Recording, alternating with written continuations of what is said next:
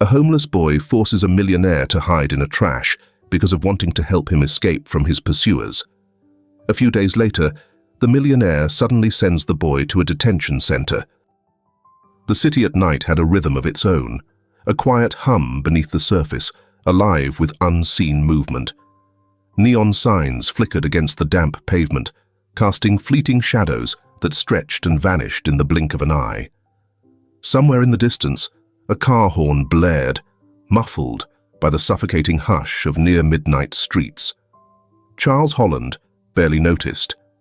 His mind was elsewhere, drifting between the weight of business deals and the comfortable solitude of home. The low purr of his luxury sedan filled the cabin, a familiar sound that usually settled him after long hours at work. But tonight, something was off. A glance in the rearview mirror. 2 black SUVs. Their headlights bore down on him, closer than they should be. His fingers tightened around the wheel. It was probably nothing. A coincidence. Then came the first impact. A violent jolt from behind sent his car lurching forward, tires screeching against the asphalt. His body jerked against the seatbelt. Breath caught in his throat. His pulse slammed into his ribs, demanding action before his mind could catch up. He yanked the wheel, trying to swerve out of their reach, but the second SUV was already there, cutting him off. Not a coincidence. The realization hit like a cold slap. They were forcing him off the road. A second, harder collision sent his sedan spinning out of control. The world blurred, metal groaning, glass rattling, the sharp scent of burning rubber. And then, impact. The car slammed into a street lamp, jarring everything into sudden, brutal stillness. For a long second, there was only silence. Charles blinked against the haze clouding his vision. His forehead throbbed where it had struck the steering wheel, a slow trickle of warmth trailing down his temple. The dashboard flickered, electrical failure. He tried the ignition, but the car let out a pitiful click before falling silent. His hands were shaking. Then, footsteps, fast, purposeful, coming straight for him. Adrenaline kicked in. Charles shoved the door open and stumbled out, his limbs sluggish, his breath uneven. The alleyway ahead was dark and narrow, his only chance. He ran. His body protested every step, the years weighing him down in a way they never had before. The sounds of pursuit, shoes pounding against wet pavement, voices barking orders, grew closer. He could feel them closing in. And then, a whisper from the shadows. "Over here! Hide in the trash can!" Charles skidded to a stop, panting. His eyes darted toward the voice. A kid, maybe 10 or 11, barefoot, clothes ragged, eyes sharp with mischief and urgency. He had to be kidding. Charles hesitated. Him. A man who had spent decades building his empire, who had sat in rooms with kings and CEOs, hiding in garbage. But the kid's hand shot out and shoved him toward the can with surprising force.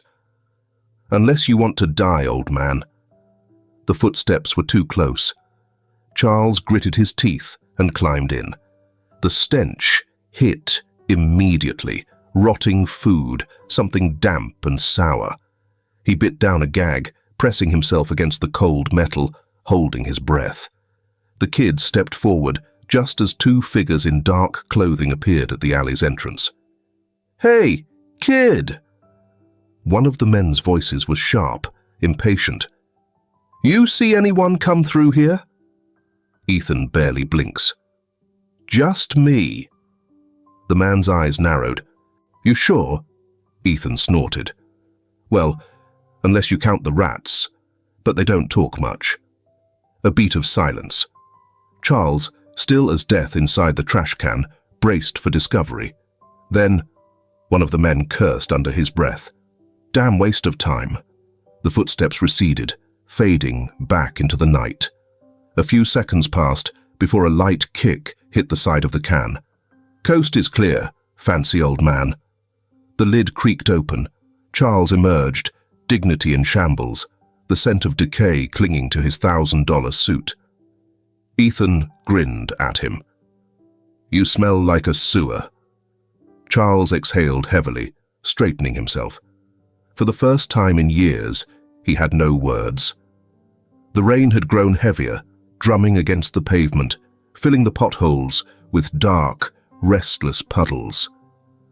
The night carried the scent of wet asphalt and something distant, something faintly metallic, city air after a storm, thick with the whispers of distant sirens.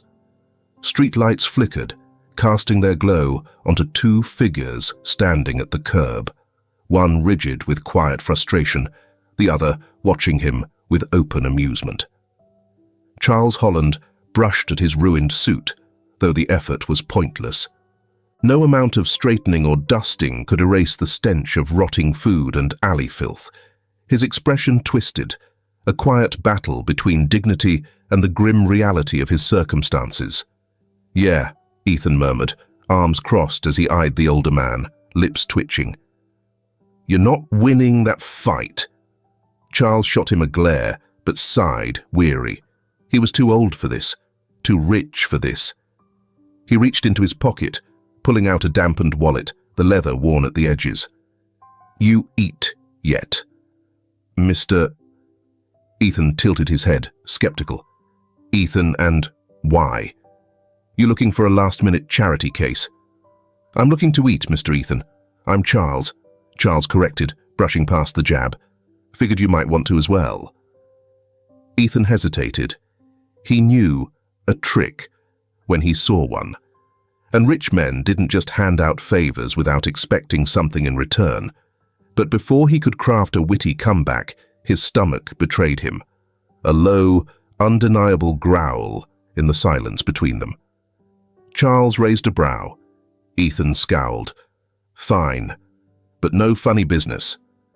A taxi splashed against the curb, its headlights carving golden streaks through the rain. The driver leaned out, giving them a once-over. His gaze lingered on Charles's disheveled state, then flickered toward Ethan. The mismatched pair raising more than a few silent questions. Neither of them explained.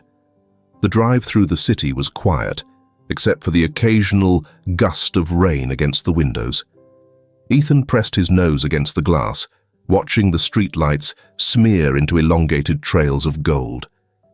He wasn't used to being inside moving vehicles unless they were public buses or the occasional hitched ride in a delivery truck. Then, the car pulled up in front of a house that was not a house. It was something out of a different world entirely. The Holland estate loomed behind wrought iron gates, its structure lined with ivy, massive and glowing softly against the night. The kind of place where no one forgot your name, because people like him weren't meant to step foot inside. Ethan forced his expression neutral, but something inside him tightened. Charles stepped out first, moving toward the entrance with the grace of a man used to being expected, barely acknowledging the opulence around him. Ethan followed, slower, hands shoved in his pockets as though keeping them there would somehow make him less out of place. The door opened before they even reached it. Mrs. Wright, the housekeeper, stood in the foyer, her reaction immediate and visceral.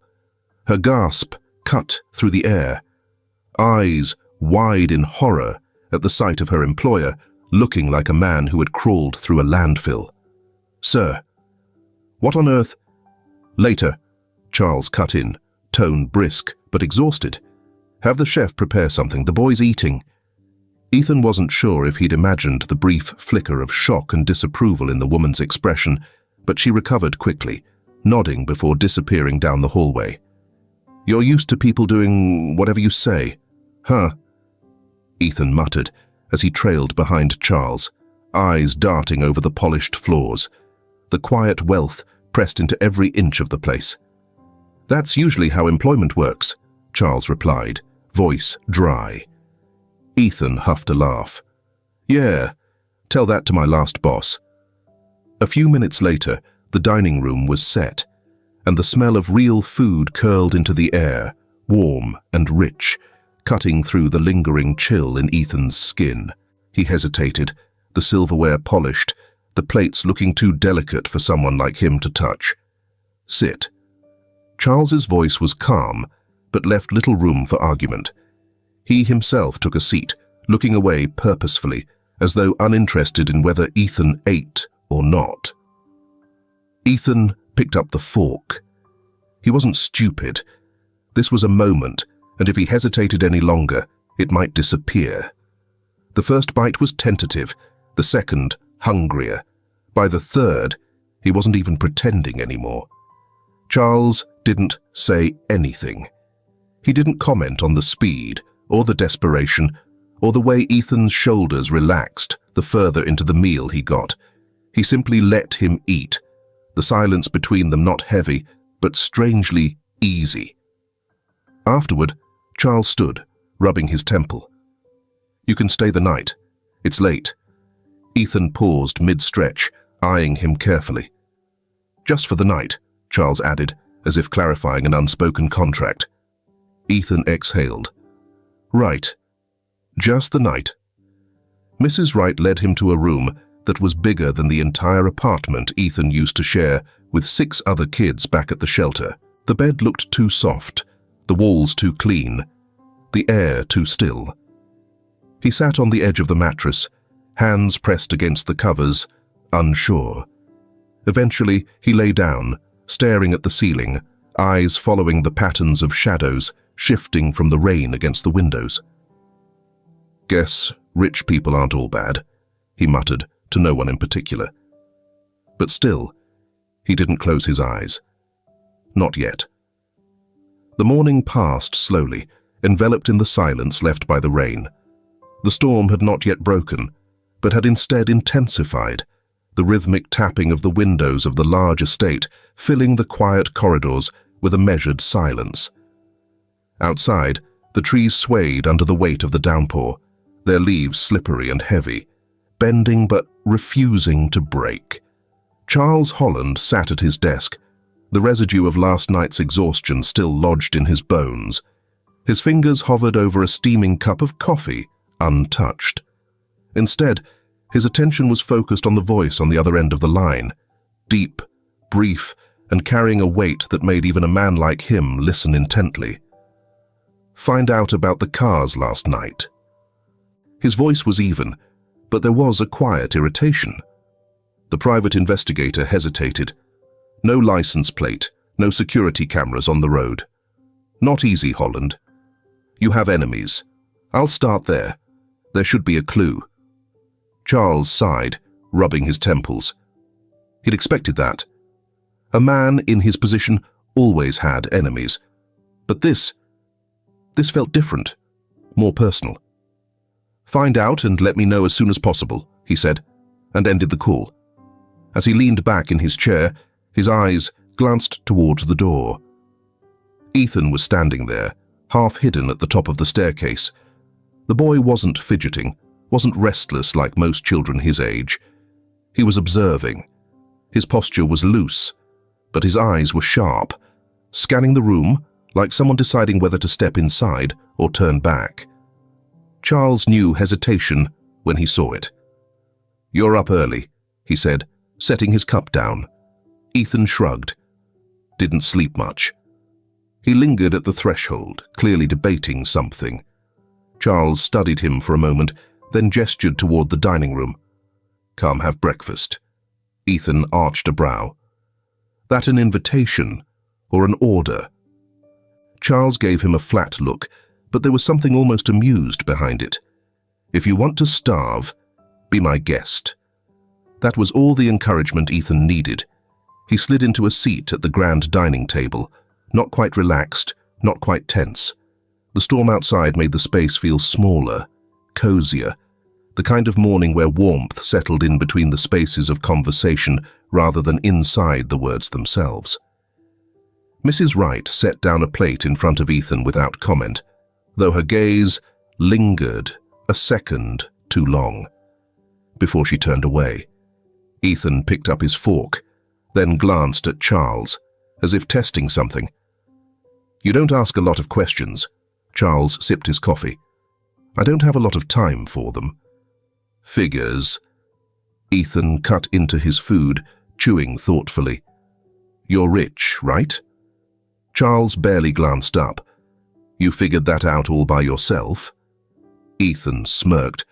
I mean, this house is kind of a dead giveaway. He stabbed at a piece of bacon. You got a family? There was a pause, a fraction too long to be insignificant. Charles set his coffee down carefully. Not anymore. Ethan didn't push. The silence sat between them like an unspoken agreement. After breakfast, Charles checked his watch. The storm outside showed no signs of relenting. You're staying in today, he said, more a statement than a suggestion. Ethan blinked. I am. It's pouring. Charles nodded toward the windows. No one's going to let you hitch a ride in this weather. Ethan sat back in his chair, drumming his fingers against the wooden surface. There was something wary about his expression, as if the idea of staying in one place, especially one as foreign as this, made him uneasy. But the alternative was wandering the streets in a storm, soaked and cold. So, he shrugged. Guess I'm staying in then.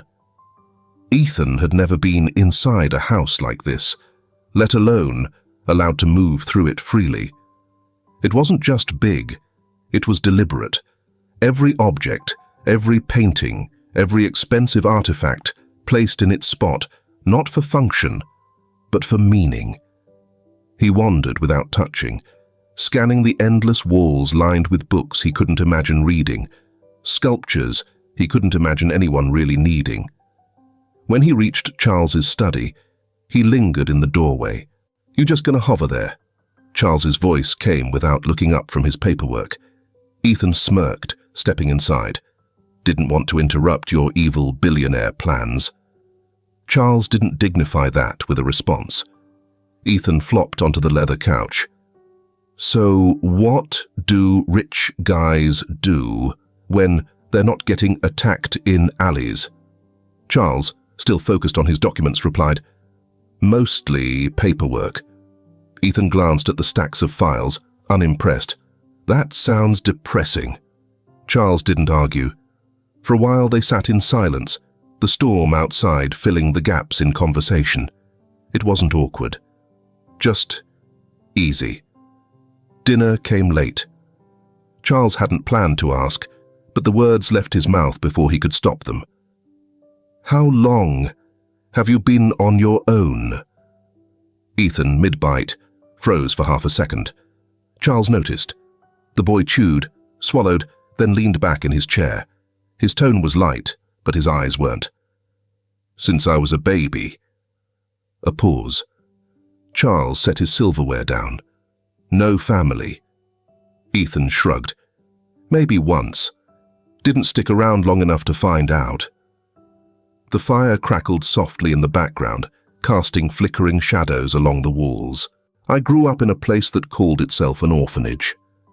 Ethan's voice was casual, too casual. More like a prison for kids no one wanted. Some of the staff were okay, most weren't. Charles remained silent. Ethan continued, his words deliberate now, controlled. Figured out pretty quick that no one was coming to save me. So, I saved myself. Charles leaned back in his chair, studying the boy across from him. The way he spoke, matter of fact, as if detaching himself from his own story, was all too familiar. He understood that tone. It was the kind of voice people used when they had made peace with being forgotten. Charles didn't offer empty words. He didn't say I'm sorry, or that must have been hard. He simply nodded, letting Ethan's words settle into the air. Ethan, as if sensing the absence of pity, relaxed slightly. For the first time since he had walked into this house, he felt something strange. Not safe, not comfortable, but maybe less alone.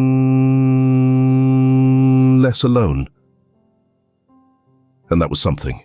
The storm had softened by morning, retreating into a quiet drizzle, but the sky remained heavy, low-hanging clouds pressing against the city like an afterthought.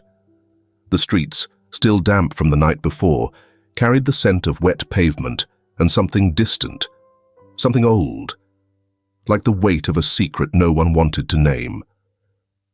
Inside the Holland estate, the rain had found a different rhythm, tapping lightly against the tall windows, threading itself into the silence of the house.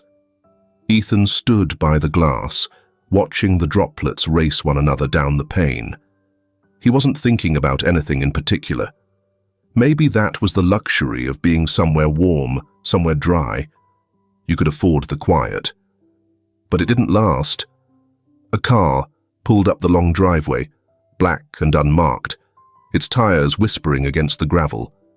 Ethan turned his head slightly, watching as a man in a dark coat stepped out, his expression unreadable.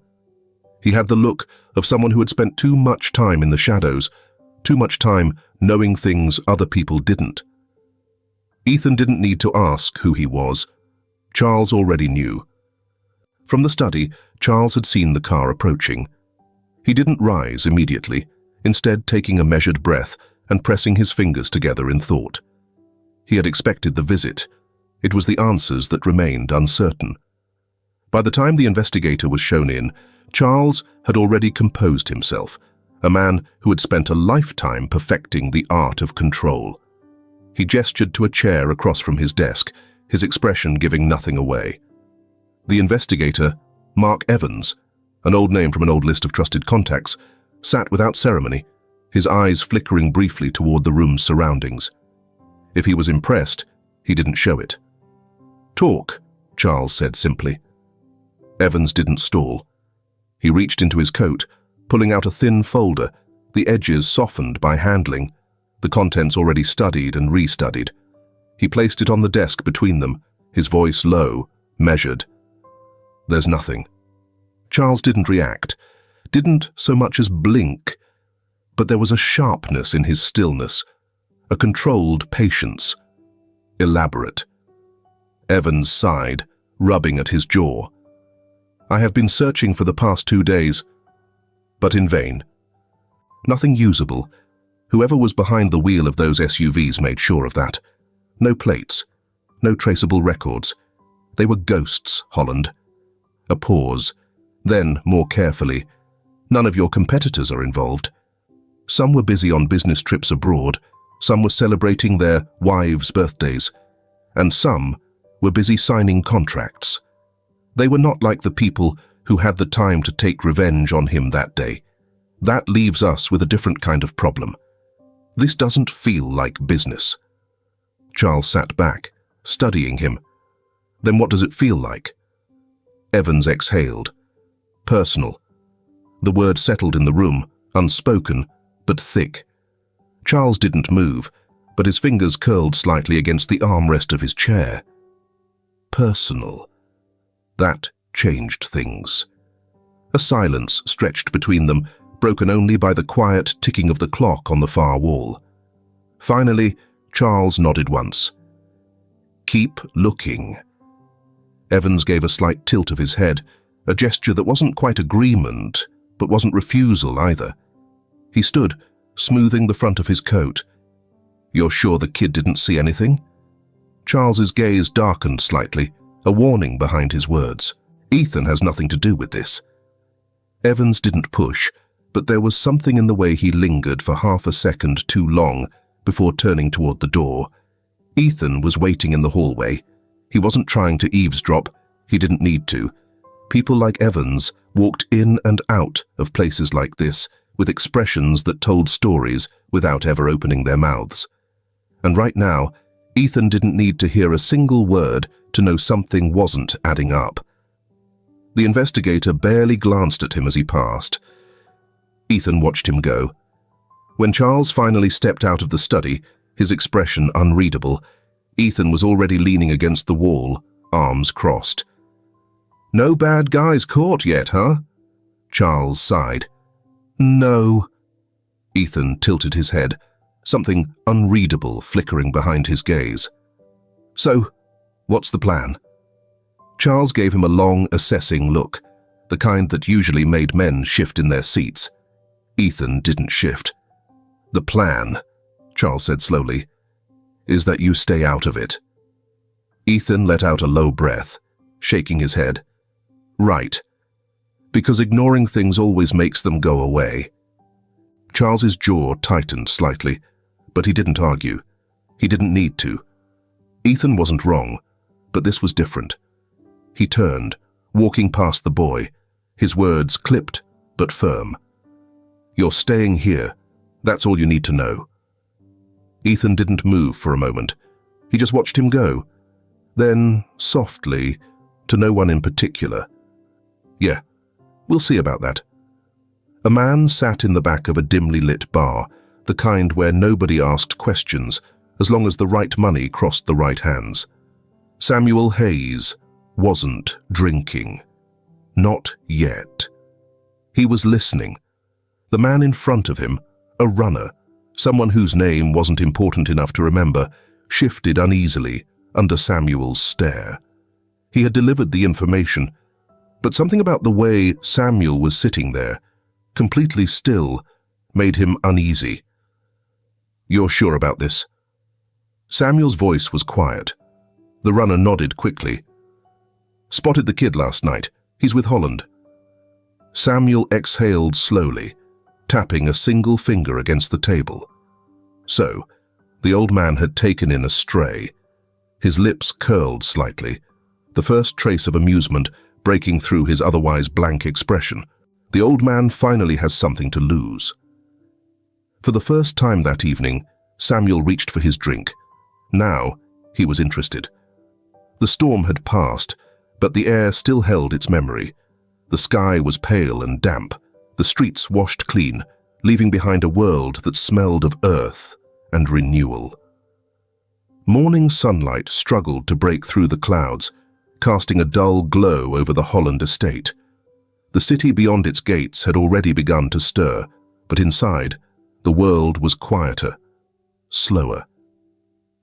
Ethan sat in the kitchen, spooning cereal into his mouth as Mrs. Wright moved efficiently around him, arranging breakfast with a kind of practiced precision that suggested she had done this for years. He had never eaten at a table this polished, never sat in a kitchen where the smell of fresh coffee didn't fight for space with something burnt. Across from him, Charles sat with the morning paper, the rustle of its pages filling the silence between them. Ethan glanced up. So, what's the news? Some billionaire forgot where he parked his yacht. Charles didn't look up. A senator was caught in a scandal. Ethan smirked. What kind? The usual. Ethan huffed a quiet laugh. Man, rich people live in a different world. Charles folded the paper, setting it aside. What do you know about politics? Enough to know that people like me don't matter to them, Ethan said, stuffing another bite of cereal into his mouth. Charles studied him for a moment, as if considering how to respond, but before he could speak, Ethan beat him to it. What about you? What do rich guys do all day? Charles sipped his coffee. Work. That sounds depressing. That depends on how you look at it. Charles leaned back slightly, fingers tapping against the armrest of his chair. Work builds things, creates opportunities. Ethan snorted. Yeah? What did you build? Charles met his gaze. Everything you see. Ethan looked around the grand kitchen, the high ceilings, the expensive light fixtures that probably cost more than every dollar he'd ever held in his life. Huh. He took another bite of cereal. You ever get bored? Charles considered the question. I don't allow myself to. Ethan rolled his eyes. That's a weird way of saying yes. Charles didn't argue. Instead, he stood, pushing his chair back with a quiet scrape against the marble floor. Come with me. Ethan frowned. Where? You'll see. They ended up in Charles's study, a room Ethan had been in before but never really entered. The shelves were lined with books, their spines old and worn. Some in languages Ethan couldn't read. There was a fireplace, unlit, its mantel adorned with small things. Not decorations, but objects that meant something. their significance locked away in Charles's mind. Charles walked to one of the shelves, pulling out a book and setting it on the desk. Ethan eyed it warily. "You're not about to make me do homework, are you?" Charles smirked. "Consider it a lesson." Ethan folded his arms. "A lesson in what?" Charles flipped the book open, revealing yellowed pages filled with neat but aged handwriting. "In choices." Ethan hesitated, then leaned over the desk, squinting at the text. "What is this?" "A journal." Ethan raised a brow. "Yours?" "My father's." That gave him pause. He hadn't expected that. Charles turned a few pages, landing on a passage. "He built this company from nothing, worked harder than anyone I've ever known." He tapped the page lightly. But he didn't build it alone. He had people he trusted, people who trusted him. Ethan frowned slightly. And it mattered, Charles said simply. The choices he made, who he let in, who he shut out. Every decision shaped what came next. Ethan studied the page, not reading the words, but watching the way Charles looked at them. "So what's this supposed to teach me?" Charles leaned against the desk, crossing his arms. "That you're already making choices, whether you realize it or not." Ethan scoffed. "What choices? I live day to day." "That's a choice." Ethan narrowed his eyes, but he didn't argue. Charles continued, his voice even. "You could have left last night. You didn't." Ethan huffed. "Yeah, because it was raining." Charles gave him a knowing look. "And now?" Ethan didn't have an answer. He turned away, pretending to study the bookshelves. But something about the conversation stuck with him. Maybe it wasn't the lesson itself.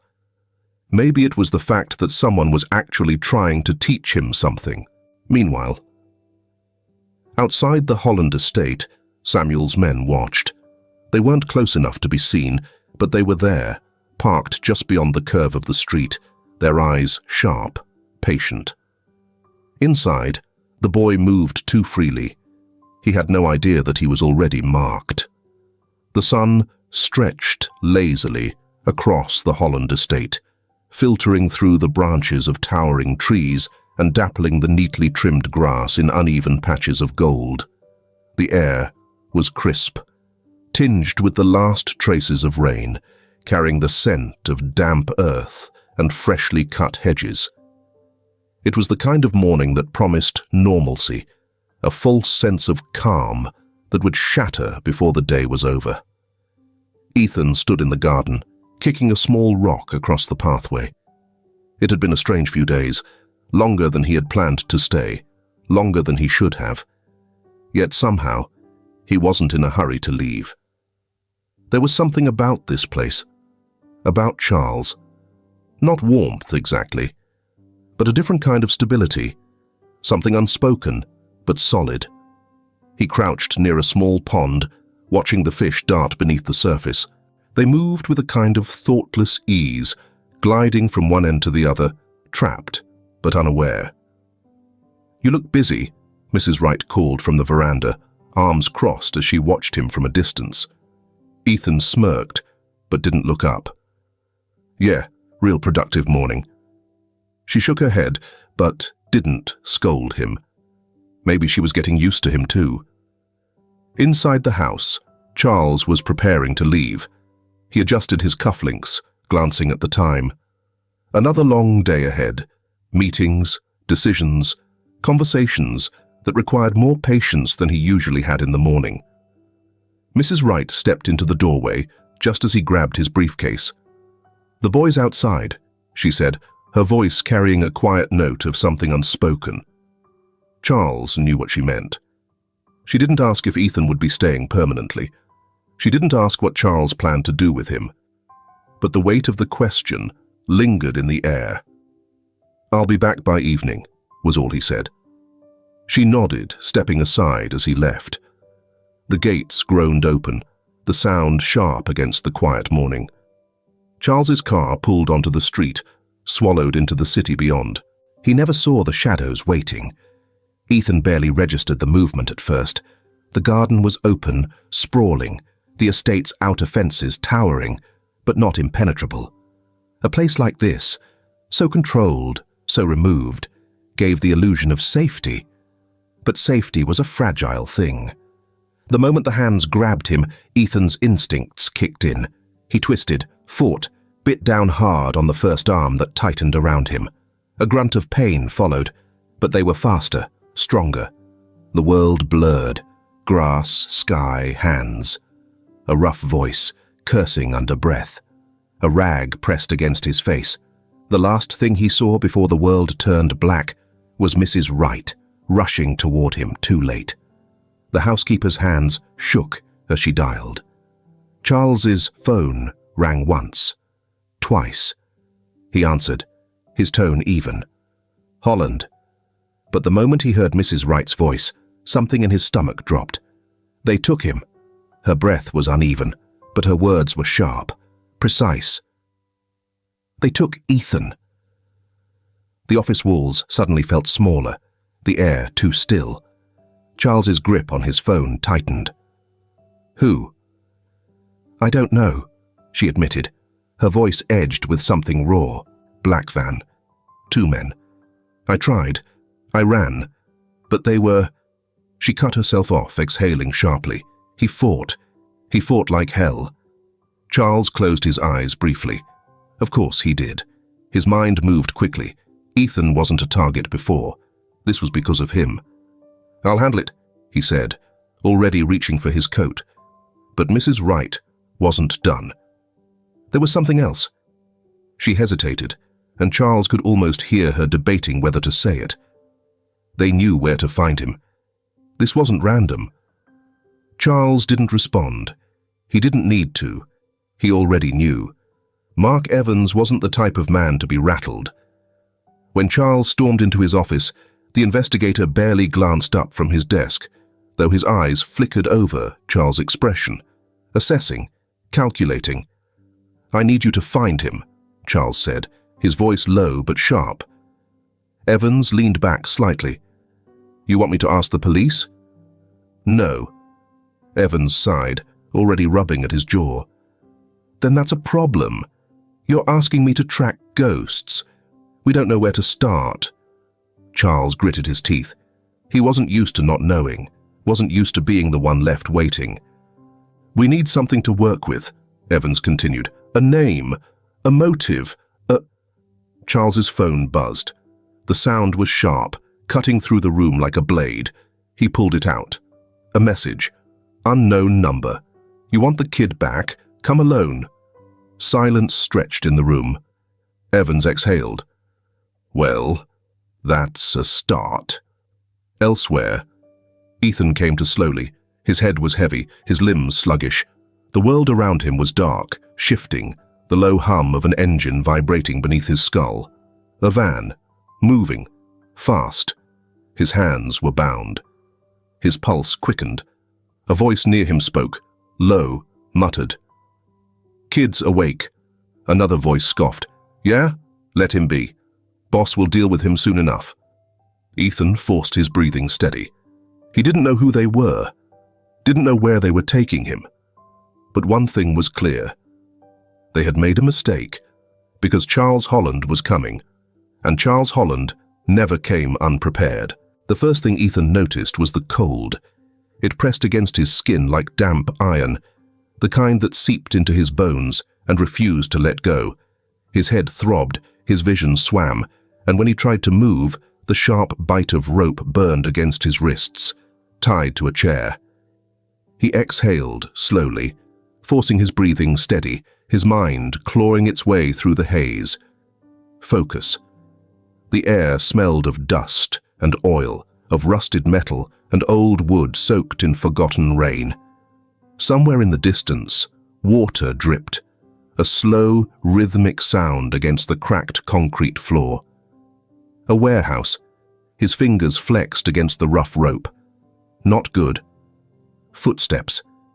Ethan didn't move, didn't flinch, just kept his head tilted downward, breathing slow and steady. Listen before they know you're awake." The footsteps stopped. Then a voice. "I expected a little more fight in you." The words were slow, deliberate, spoken by a man who wasn't in a hurry. Ethan cracked his eyes open, blinking against the dim light. A figure stood in front of him, tall, well-dressed, but not in the way Charles was. This wasn't tailored elegance. This was something carefully curated to give the illusion of control. His dark shirt was unbuttoned at the collar, sleeves rolled up, revealing tattoos that disappeared beneath his cuffs. The man wasn't in a rush. He stood with the ease of someone who knew he had already won. Ethan swallowed. Not good at all. "You going to stare all day? Or are you going to tell me who the hell you are?" Ethan's voice came out hoarse, rough from whatever they'd drugged him with. The man smirked, amused. Bold. I like that. He crouched slightly, bringing himself to eye level with Ethan, studying him like something under glass. Ethan held his gaze. "Never show weakness." "You're Charles Holland's little pet, aren't you?" the man murmured. Ethan said nothing. The man's smirk deepened. "Interesting." He straightened, cracking his neck slightly before stepping back. "I'm going to make this simple for you, kid." His tone was almost friendly, like they were just two people having a conversation over coffee instead of a hostage situation. "You don't matter. Not to me." Ethan clenched his jaw. "But," the man continued, tilting his head, "Charles." "He does." Something in his voice shifted, something colder, darker. Ethan's fingers curled into fists against his bindings. "See, the thing about men like Charles Holland," the man went on, pacing now, hands loose in his pockets, "is that they like to pretend they're untouchable, like they built their world with their own hands." He stopped, turned, met Ethan's gaze. "But the truth is, the people they love, the people they think they can protect." His smirk returned, lazy, amused. "They're always the weakest link." Ethan didn't flinch. He wouldn't give this guy the satisfaction. A pause, a shift in the air. Then, the man's smirk faded, just slightly. He studied Ethan again, slower this time, something behind his eyes calculating, peeling back layers. Something was wrong. Ethan knew it before the man even spoke. "Where'd you come from, kid?" Ethan stayed silent. The man stepped closer, tilting his head slightly, his gaze sharp, searching. Ethan's heartbeat picked up. The way this guy was looking at him now. This wasn't about Charles anymore. A slow exhale. Then, almost too soft. "Why do you look familiar?" Ethan didn't move, didn't breathe, but inside, something twisted, something deep, something instinctual. This was bad. This was really, really bad. The man's gaze flickered, almost as if tracing something unseen, something half-remembered. Then, without warning, he grabbed Ethan's arm. Ethan jerked, but the grip was iron tight. A sharp tug of fabric, and suddenly, his sleeve was pushed up, exposing the skin beneath. For the first time since he woke up, Ethan saw the man's expression change. The lazy smirk was gone. The amusement was gone. All that was left was something cold. The man stared, not at Ethan, at the birthmark on the inside of his forearm. Ethan's stomach dropped. He didn't know why. He didn't know what it meant. But he knew, in that moment, this man wasn't just looking at him. He was seeing something else. Something bigger. Something Ethan didn't understand yet. The man let go, slowly stepping back. Then, a laugh, low, quiet, then louder. He laughed, like he had just heard a joke that took a second to land, like something had just clicked into place. Ethan's pulse pounded. The man shook his head, almost in disbelief. "Well," he muttered, his voice dripping with something Ethan couldn't name. "Isn't that something?" Then, with a smirk that didn't reach his eyes, this just got a whole lot more interesting. The warehouse was a cavern of shadows and rust. Cold steel beams loomed overhead, supporting a roof that leaked in places, allowing thin streams of water to drip onto the concrete floor. The dim light flickered, casting jagged silhouettes across the walls, the hum of a generator, the only thing breaking the silence. Ethan sat tied to a chair in the center of the room, his heartbeat thundering against his ribs. The man, Samuel, had been watching him for too long, an unsettling smirk still playing at the corner of his mouth. But now, the waiting was over. Footsteps. A door groaned open, metal against metal, the sound stretching into the stillness like a warning. Ethan lifted his head just enough to see the dark figure entering the warehouse. Charles. His coat was damp from the mist outside, his steps slow but deliberate. He didn't look rushed. That was the first thing Ethan noticed. He looked controlled, measured, like a man who had already decided how this night would end. But Samuel was grinning. "Well, well," Samuel drawled, stepping forward. "Didn't expect to meet your long-lost son this way, did you?" Charles froze. Ethan saw it, just for a second. That brief, almost imperceptible moment where everything fell apart behind Charles's eyes. Then, just as quickly, it was gone. Charles's voice was steady, but there was something sharp beneath it. "What are you talking about?" Samuel exhaled, almost laughing.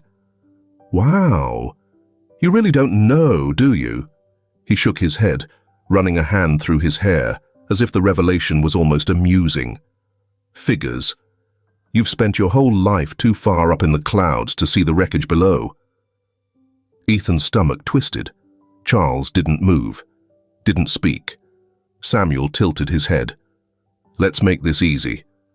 You remember Olivia Green?" The name hit the room like a gunshot. Ethan saw something crack in Charles's expression. Not confusion. Recognition. Samuel's smirk turned razor sharp. "Yeah, that Olivia Green." He stepped closer, slow and deliberate.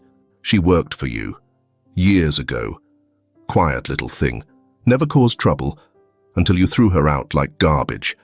Especially after two people have something together. Not just work." Charles's jaw tightened. "That's not what happened." "No," Samuel challenged, voice laced with venom. "You fired her because she wasn't perfect enough for your empire. Tossed her aside like she was replaceable." His voice dropped, low, dangerous. "But what you didn't know, Charles, what you never bothered to find out, is that she was pregnant. Your child." Ethan felt his breath hitch. Samuel let the silence stretch, his smile widening as realization sank in. "She had me. Alone. No money. No safety net. While you—" Samuel gestured around as if he could summon Charles's entire empire with one sweep of his hand. "We're out building your kingdom. She was drowning." Charles's face was unreadable, but his hands curled into fists. Samuel took another step closer.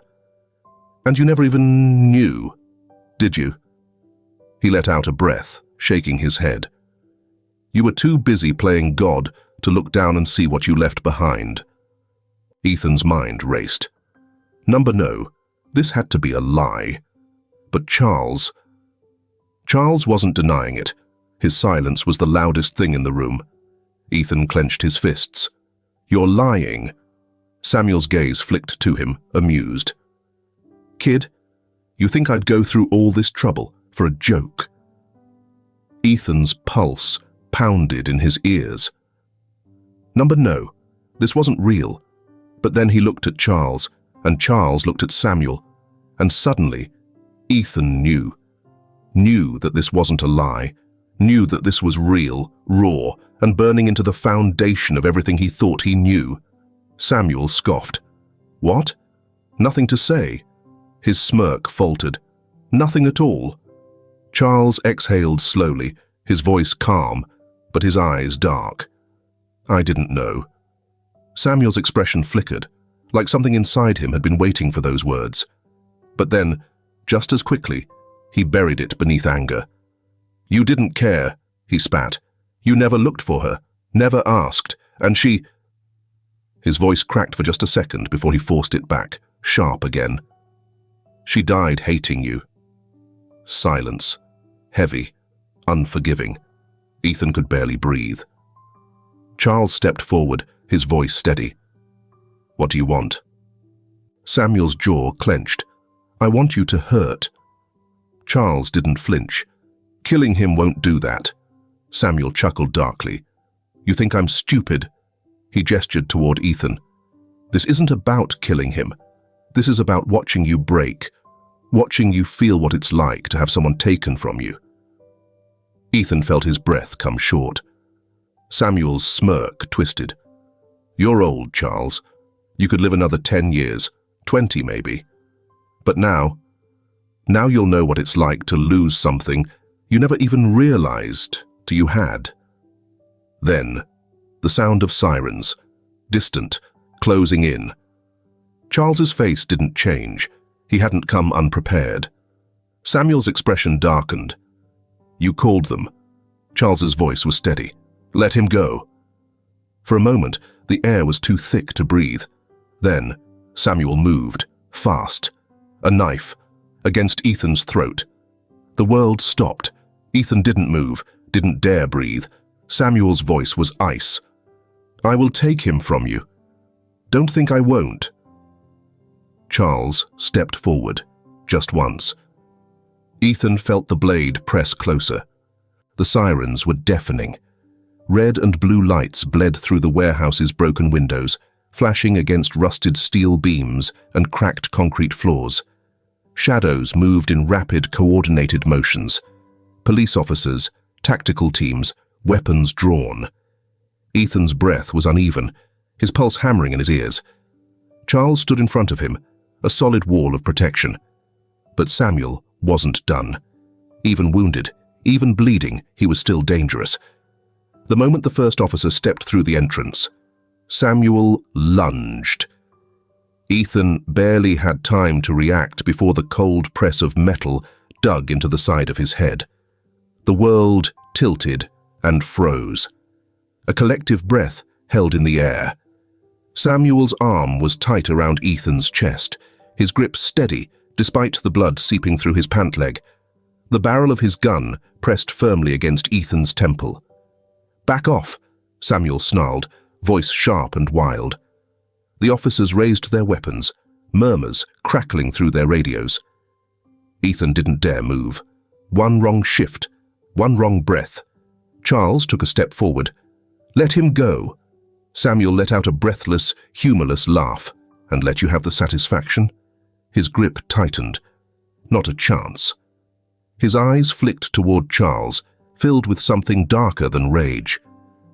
You don't get to just walk in here and act like the hero, Samuel spat. You don't get to play the grieving father. You're just a coward who left destruction in his wake. Charles's jaw clenched. I didn't know. Samuel sneered. Yeah, well, that excuse doesn't bring my mother back, does it? Charles exhaled sharply. This isn't what she would have wanted. Samuel's face twisted. For a second, his fingers trembled, just barely, against Ethan's shirt. Then, his smirk returned. But it was different now. Colder. Darker. You want another secret, old man? Samuel murmured, pressing the gun tighter against Ethan's skull. Charles went still. Samuel leaned in slightly, his lips curling. This kid. He's mine. With the woman I dated when I was young. We didn't want to keep our child, so we put him in an orphanage. And then today, right now, there stands a person. Silence. Ethan stopped breathing. Samuel chuckled lowly. What? Didn't see that one coming? His eyes flicked between them, watching as the words landed, hit, and cracked the foundation beneath their feet. Ethan was frozen. His mind refused to process it, refused to believe it. No, it wasn't possible. But Samuel wasn't lying. Ethan could feel it. The way Samuel looked at him, the way he reacted when he saw the birthmark. And Charles's expression was unreadable, but something in his eyes fractured. Samuel's grin stretched, vicious and bitter. Like father, like son. You abandoned me, so I abandoned him. Ethan felt the words settle into his chest like stones, heavy, suffocating.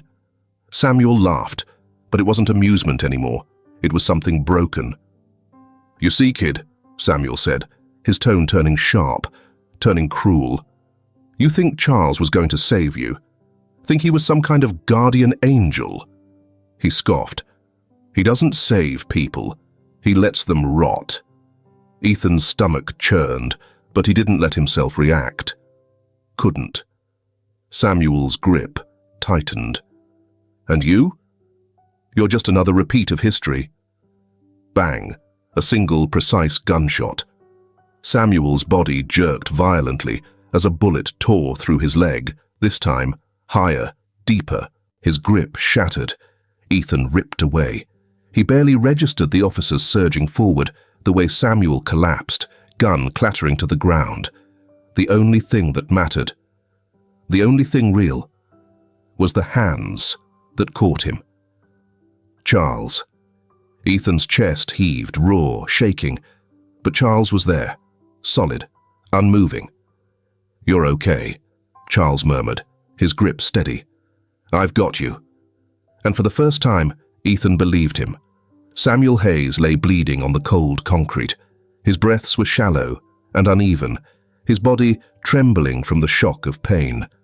The officers surrounded him, barking orders, weapons trained.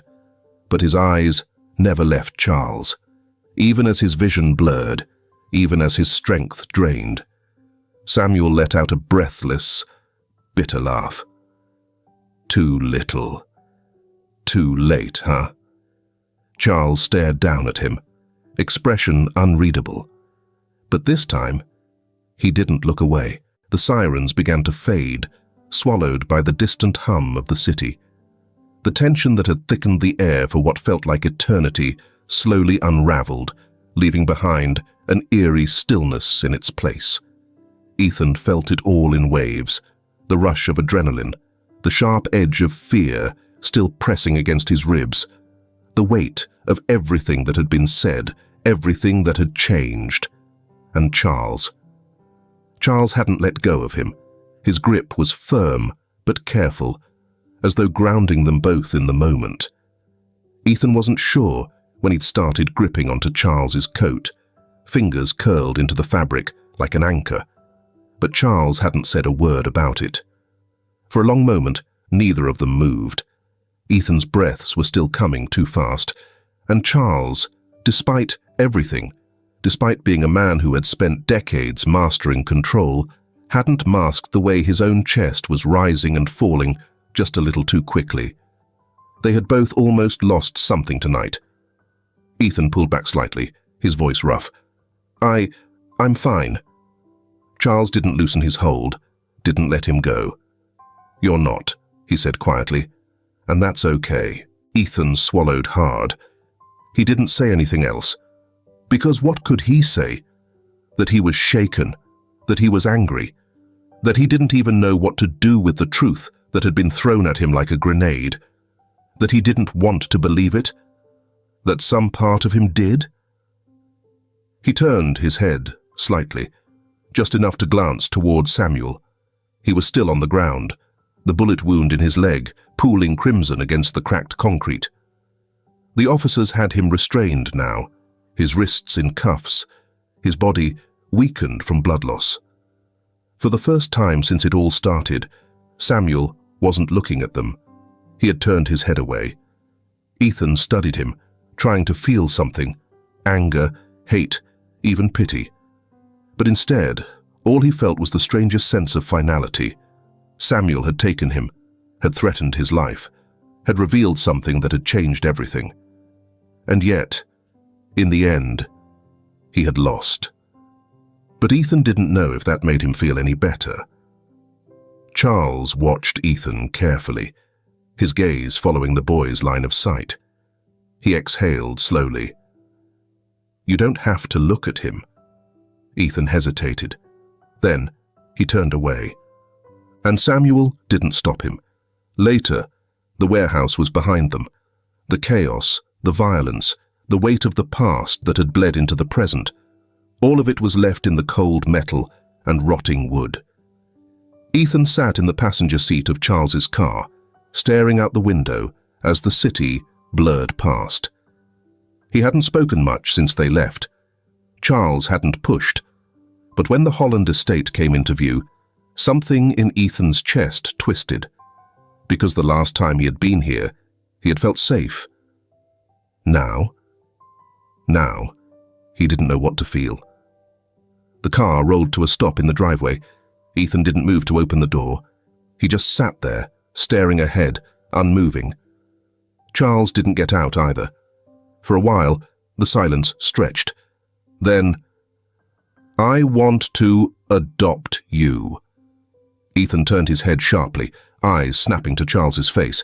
He hadn't expected that. Not now. Not after everything. Charles met his gaze. There was no hesitation, no uncertainty. Ethan forced a scoff, but it came out weak. "You sure about that? Seems like I come with a lot of baggage." Charles didn't blink. "Then I'll carry it with you."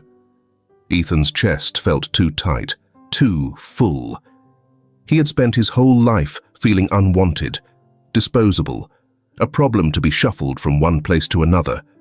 But Charles wasn't looking at him like that. Not anymore. Not ever again. Ethan swallowed hard, forcing himself to breathe. "I don't." He stopped, because the words wouldn't come out right. Because he didn't know how to say what he needed to say. So instead, he just nodded. Just once.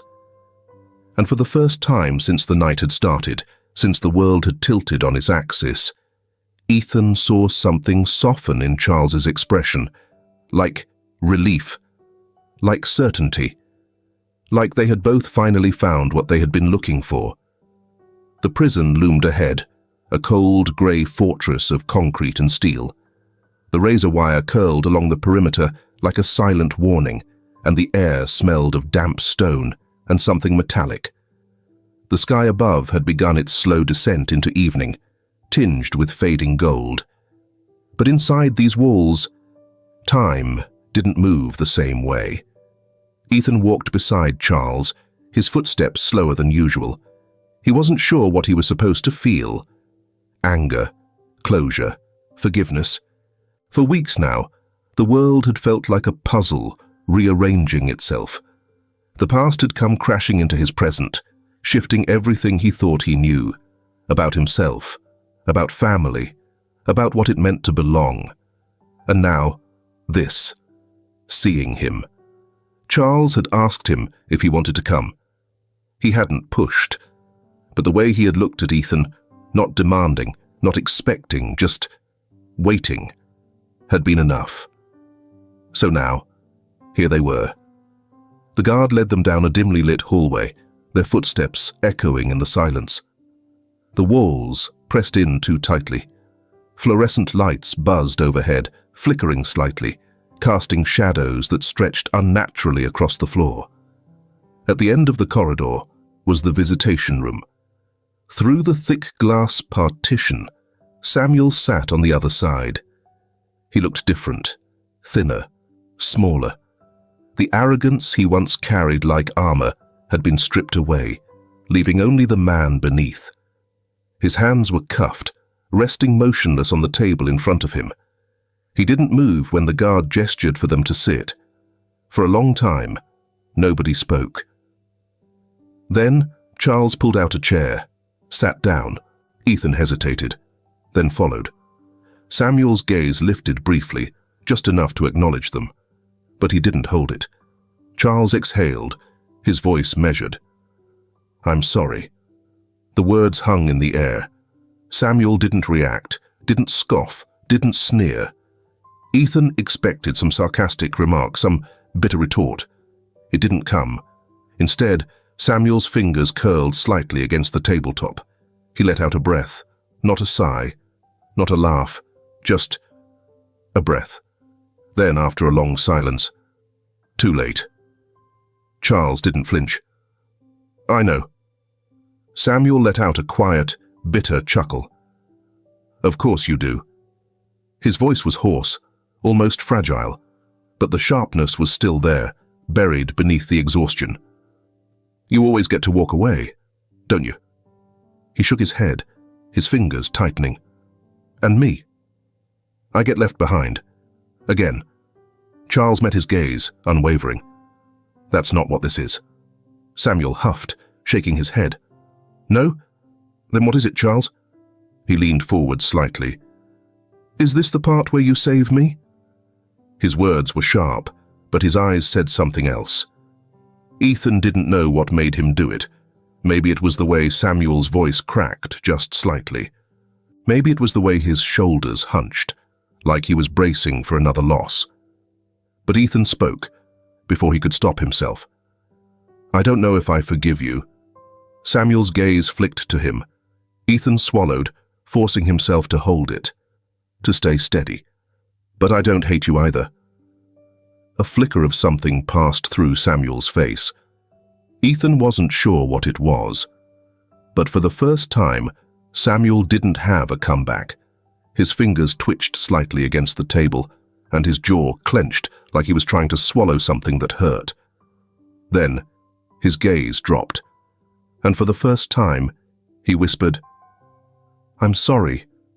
Ethan's chest felt too full, not with relief, not with anger, just something heavy, something real. Maybe Samuel meant it, maybe he didn't, maybe he was just too tired to lie anymore, but it didn't change the past. It didn't erase what had happened. But maybe it was enough to let go. Charles nodded, his voice quiet. So am I. A guard stepped forward. Time's up. Charles stood first. Ethan hesitated. Then, before he could stop himself, he said it. Goodbye, Samuel. Samuel didn't look up, but he nodded, just once, and as Ethan and Charles walked away, he didn't stop them. Outside, the air felt different, lighter. Ethan hadn't expected that. The sky stretched wide above them, painted in streaks of red and gold, as if the world itself had been waiting for this moment to close. Charles glanced at Ethan, studying his face carefully. You okay? Ethan exhaled slowly. Yeah. He didn't know if it was true, but he wanted it to be. Charles didn't push. He just nodded, and then, after a long moment, let's go home. The words sat between them, warm and steady. Home. Ethan hadn't had one in a long time, but as they walked toward the car, something settled inside him. Something solid, something real. He turned to Charles just before they reached the car, his voice quieter now. Thanks. Charles didn't ask for what. He didn't need to. He just placed a hand on Ethan's shoulder. Any time. And as they drove away, the sky burned with the colors of a new beginning. If this film touches your heart, leave your mark with a like, and don't forget to subscribe to our channel to explore more meaningful stories with us. And if you enjoyed this story, please share it with your friends on WhatsApp. And now, share your feelings with us and tell us your own stories. Every word you share is a building block that helps create our strong and enduring community. Together, we'll create a warm space where everyone can share and connect.